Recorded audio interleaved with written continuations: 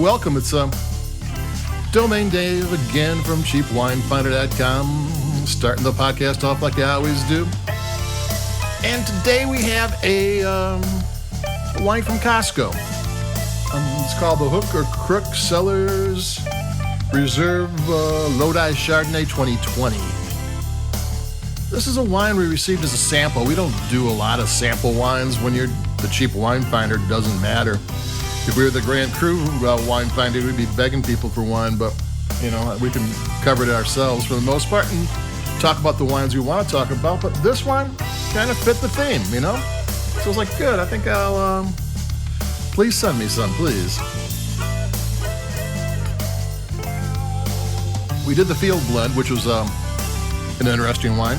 And now we did this Chardonnay. It's from Thomas Allen Wine Estates from Lodi.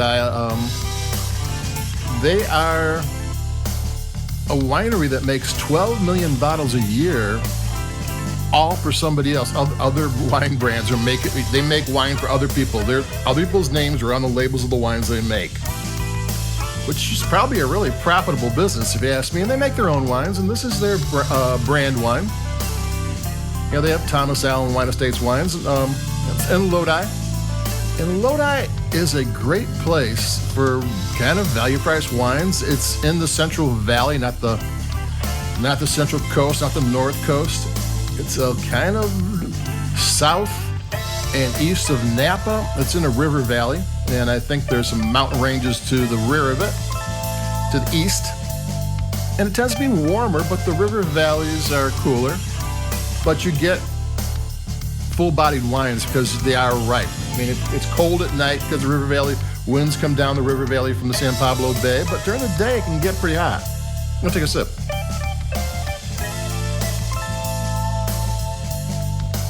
The concept behind these Hook or Crook wines is they want a $12 or under wine that can compete with wines at twice the price.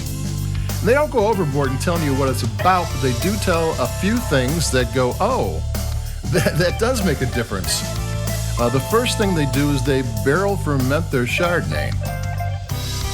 Most people will use stainless steel. Stainless steel, once you buy it, you can use it over and over and over and over again. It's easy to clean.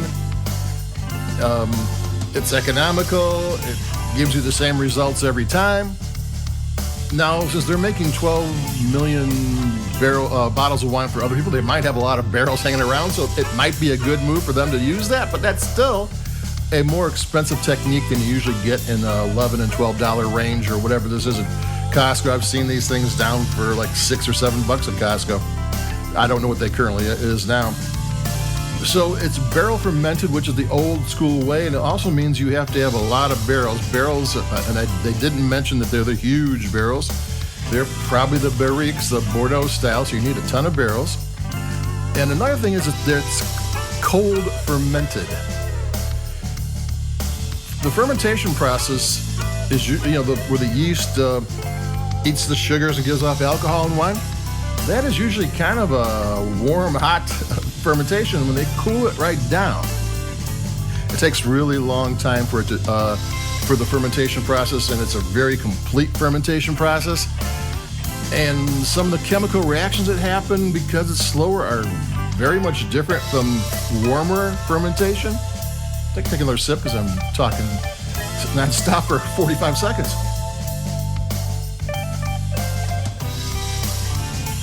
So with cold fermentation, you get a whole amount of different flavors, which the winemaker is trying to put in there.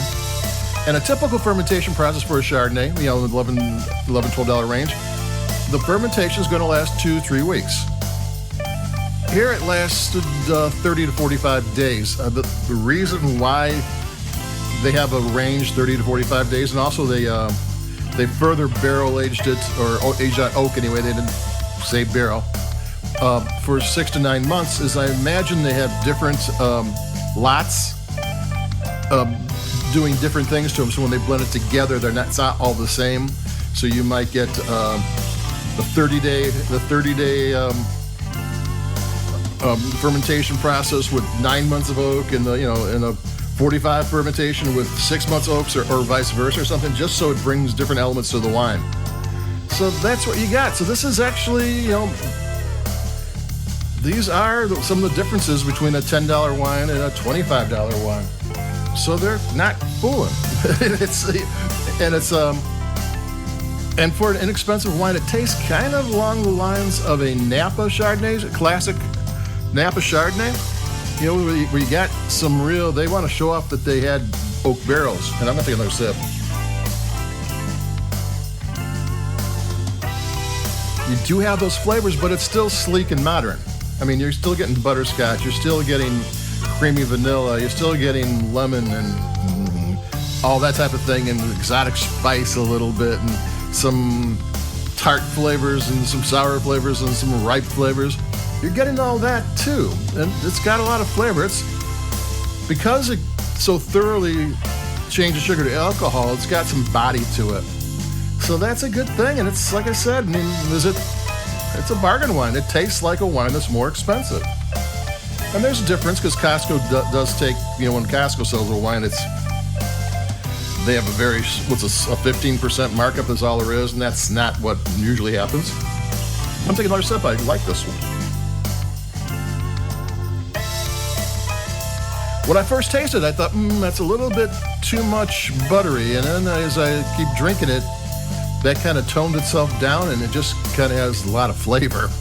And having a Chardonnay with a lot of flavor is never, ever a bad thing, especially when it's a bargain and easy to find. They're also going to start selling this at wine shops. They're talking about getting more distribution. So if you don't live near a Costco, wait till summer. That might change things. So that's it for me, Domain Dave from CheapWineFighter.com. Like us, like your podcast, if you will. I say that every time. And keep it cheap. We got more wines coming up. April's coming in. Spring is sprung. We'll start doing spring wines and have some fun.